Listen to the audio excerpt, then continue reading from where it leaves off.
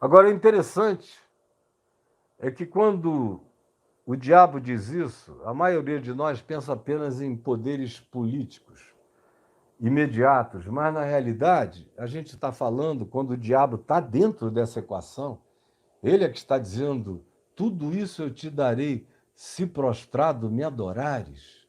Quando a gente chega nesse ponto, a gente não está falando só de poder político imediato, a gente está falando do que está por trás do poder político. É interessante porque a Bíblia não fala muito disso, não fala.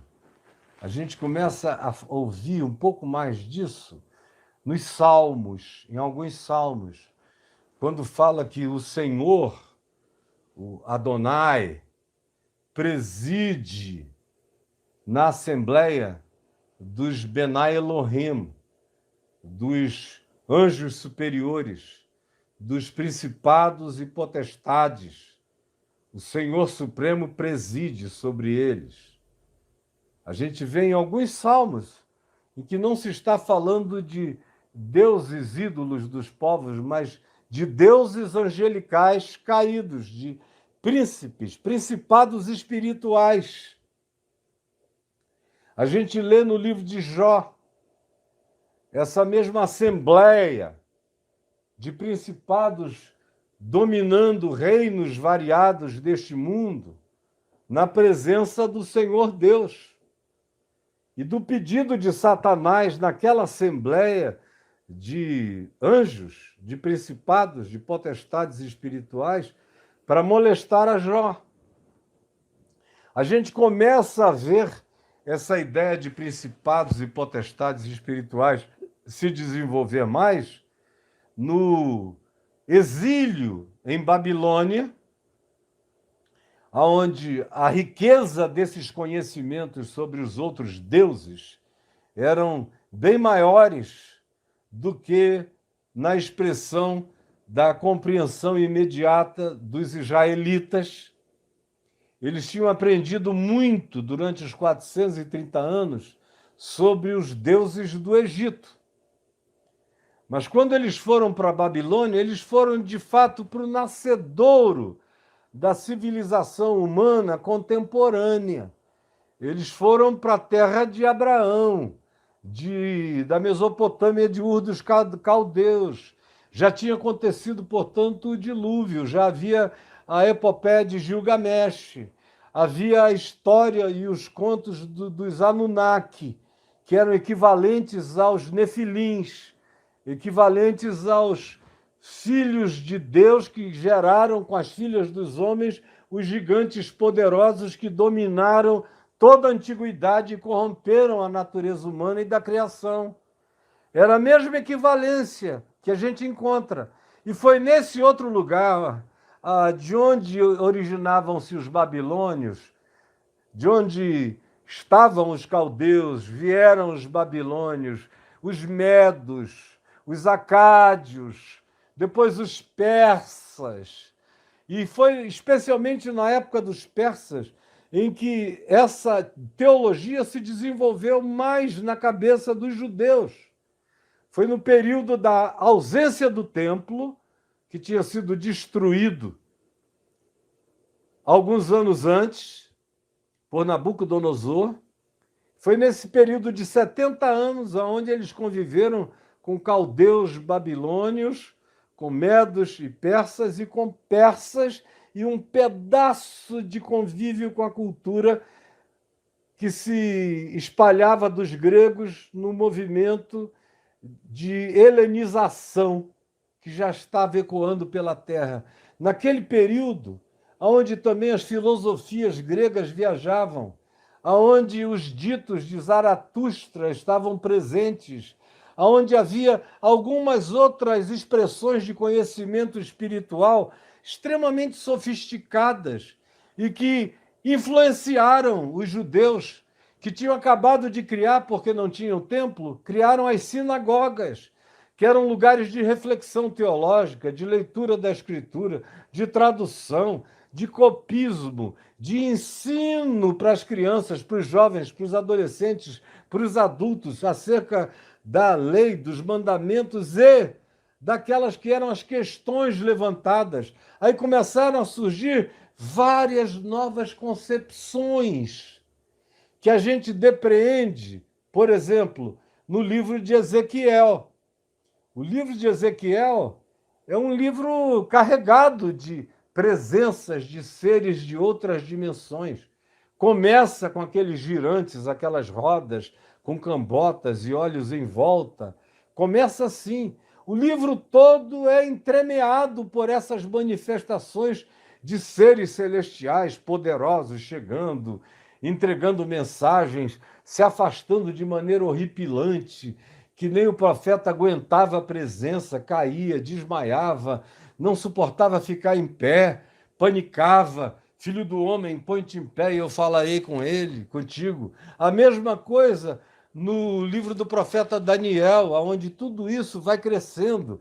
É lá que a gente ouve pela primeira vez a expressão, o termo vigilante, que é o mesmo que a gente encontra no livro de Enoque, que diz que os vigilantes é que desceram sobre o Monte Hermon, 300 deles, e fizeram um pacto de mesmo que aquilo destruísse a vida deles na presença de Deus eternamente, eles iriam possuir as mulheres filhas dos homens, e iriam gerar eles próprios uma geração deles na terra, uma geração de dominadores deste mundo, em carne e sangue.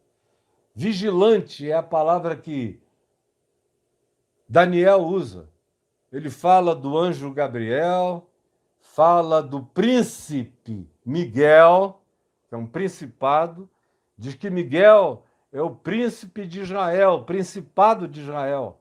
Mas ali mesmo em Daniel ele fala do príncipe da Grécia, ele fala do príncipe da Pérsia, que fez oposição nas regiões celestes a Miguel, a ponto de Gabriel ter demorado 21 dias. Você veja como não são coisas instantâneas. A gente está lidando com um mundo de criaturas que pode ser regulado também na perspectiva do espaço-tempo. É Gabriel que disse, por causa da luta celestial de Miguel sendo resistido pelo principado da Pérsia, eu demorei 21 dias para vir te dizer que a tua oração foi ouvida e que tu és um homem muito amado. É ali no livro de Daniel que ele diz, e eis que eu vi um vigilante voando no céu, trazendo uma palavra, levando uma mensagem. É naquele período que a vida, a leitura da Escritura, do Velho Testamento, vai se enchendo mais de anjos e de nomenclaturas, e de principados, e de potestades, e de tronos, e de soberanias, e de coisas e dimensões superiores, que até então não havia menção delas no passado. No passado só havia anjos do Senhor, ou o anjo do Senhor, que era o Cristo antes de Jesus, mas não havia essas designações que foram todas aprendidas no período do cativeiro. E depois dele, naqueles 400 anos entre Malaquias e a chegada da revelação de João Batista falando de Jesus, naquele período chamado intertestamental, é que muitas dessas coisas se desenvolveram na consciência espiritual dos grupos judeus os mais diferentes, especialmente dos que se dedicavam à meditação, como monges no deserto, e que foram os que mais se dedicaram à compreensão dessas múltiplas dimensões sobre nós.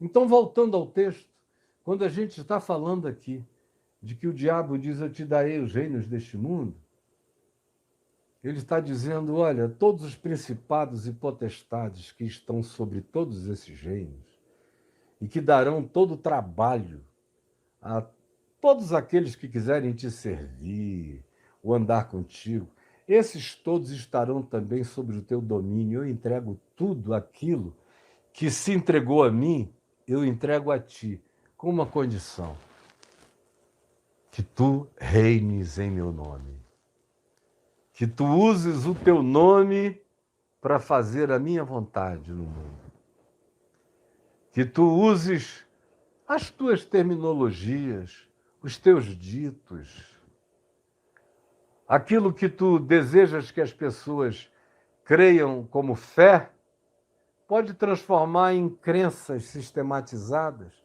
dá para o povo, desde que tu faças isso em teu nome, em obediência ao meu desejo, à minha intenção, ao meu objetivo, às minhas finalidades.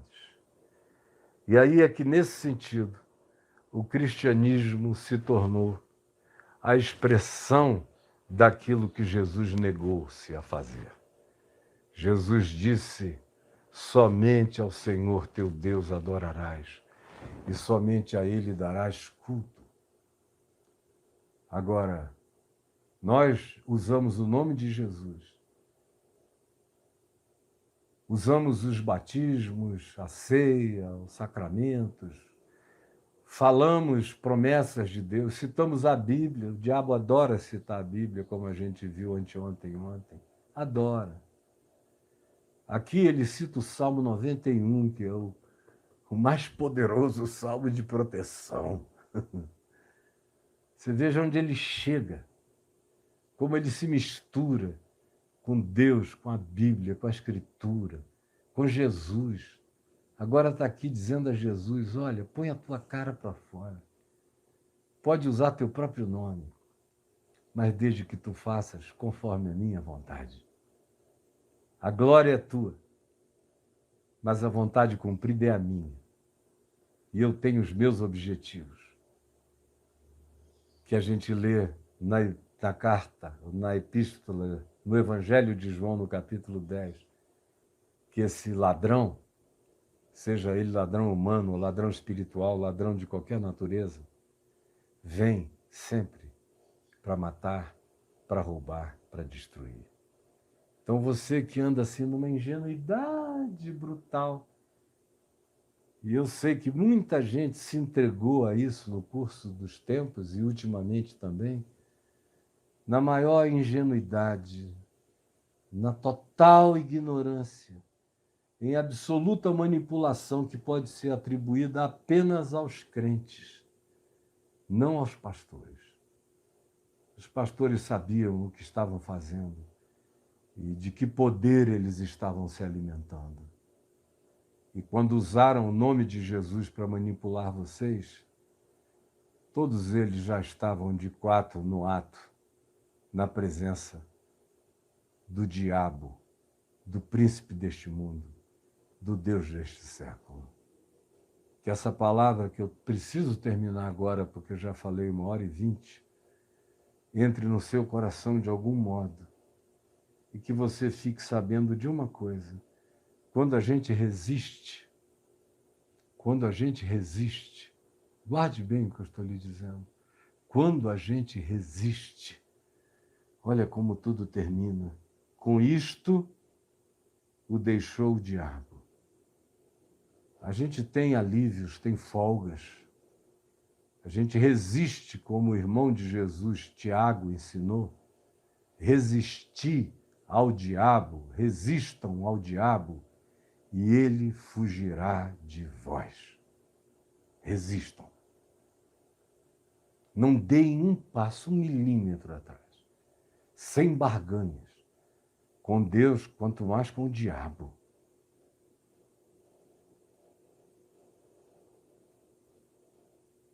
Com isto, o deixou o diabo. E eis que vieram anjos e o serviram. E eis que vieram anjos e o serviram.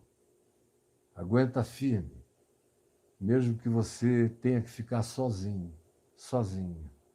Não ceda, não negocie, não faça negócios com o príncipe deste mundo e com seus principados, suas potestades, seus tronos, suas soberanias, seus poderes. Não faça, porque aí você vai receber aquela ajuda da morte, a mão de Satanás em seu favor. Vai te dar tudo e vai te roubar a própria alma. Mas resista, porque ele deixa. Ele não aguenta a fidelidade amorosa, apaixonada, contínua e perseverante diante do Senhor. E aí vêm os anjos e nos servem. Vêm os anjos e nos socorrem. Eu não tenho tido muita coisa, ou quase nada sobrando. A minha vida inteira eu nunca tive nada sobrando. Mas nunca tive anjo faltando. Nunca tive nada sobrando. Mas nunca tive o socorro dos anjos me faltando. Repita comigo. Eu nunca tive nada sobrando. Mas nunca tive o socorro dos anjos me faltando.